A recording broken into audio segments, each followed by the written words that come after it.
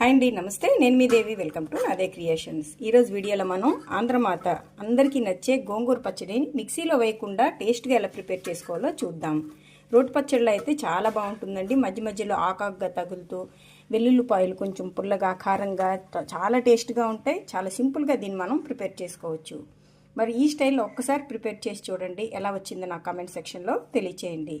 మరి ఎంతో ఈజీ ప్రాసెస్లో ఈ ఆంధ్రమాత గోంగూర పచ్చడిని ఎలా ప్రిపేర్ చేయాలో ఇప్పుడు చూద్దాం. ముందుగా అయితే ఇలా ఒక కట్ట గోంగూరాకుని తీసుకుని శుభ్రంగా వాష్ చేసుకుని చిన్న చిన్న ముక్కల్లాగా కట్ చేసుకోండి. ఇలా ముక్కల్లా కట్ చేసుకుంటే మనం గ్రైండర్లో రుబ్బాల్సిన పని లేకుండా పచ్చడి అనేది ఆకాగ్గా చాలా టేస్ట్గా ఉంటుంది.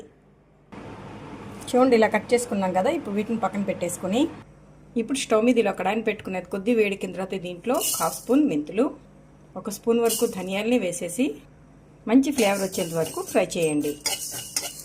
ఇలా మంచి ఫ్లేవర్తో ఫ్రై అయిన తర్వాత దీంట్లో మీ స్పైసీకి తగ్గట్టుగా 10 నుంచి 15 వరకు ఎండుమిర్చిని యాడ్ చేసుకొని కొంచెంసేపు వీటిని ఫ్రై చేయండి. ఇలా చక్కగా ఫ్రై అయిపోయాయి కదా. ఇందులో కొద్దిగా వెల్లుల్లి రెబ్బలు కూడా వేసేసి 1 నిమిషం ఫ్రై చేసేసి వీటిని ప్లేట్లోకి ట్రాన్స్ఫర్ చేసేయండి. ఇప్పుడు స్టవ్ మీద కడాయిలో ఒక 1/2 కప్ ఆయిల్ని వేసుకుని అది వేడైన తర్వాత పోపు గింజల్ని యాడ్ చేసుకోండి. ఇవన్నీ ఇలా ఫ్రై అయిన తర్వాత దీంట్లో ఒలిచిపెట్టుకున్న వెల్లుల్లి, 2 ఎండుమిర్చి ముక్కలు, ఫ్లేవర్ కోసం ఇంగువ వేసేసుకుని ఒకసారి కలిపేసుకున్న తర్వాత మనం కట్ చేసి పెట్టుకున్న ఈ గోంగూర ఆకుని వేసేసుకుందాం.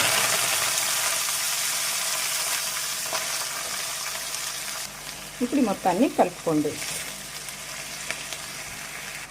ఇలా కలుపుకున్న తర్వాత మూత పెట్టి మధ్య మధ్యలో కలుపుకుంటూ మగ్గించుకోవాలి. ఈ లోపల ఇవి మనకి చల్లారిపోయాయి కదా. వీటిని మిక్సీలో మెత్తగా పౌడర్ని చేసుకుందాం.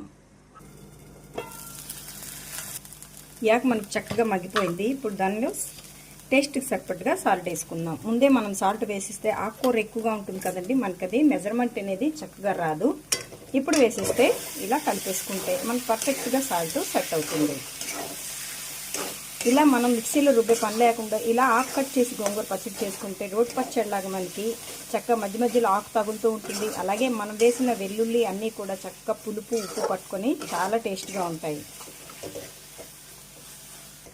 ఇలా కలిపేసుకున్న తర్వాత మూత తీసేసి ఒక 5 నిమిషాల పాటు ఇలాగా ఫ్రై చేసేయండి.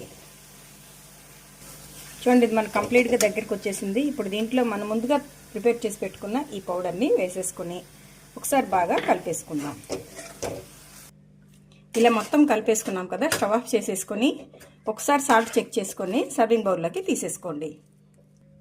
ఇలా తీసుకుంటే ఎంతో టేస్టీగా రోటి పచ్చడి స్టైల్లో మనకి రుబ్బాల్సిన పని లేకుండా గోంగూర పచ్చడి అయితే రెడీ అయిపోతుంది. ఇది చాలా బాగుంటుందండి. ఒక్కసారి ఈ స్టైల్లో ప్రిపేర్ చేయండి. ఎప్పుడు ఇదే చేసుకోవాలనుకుంటారు, అంత టేస్ట్గా ఉంటుంది.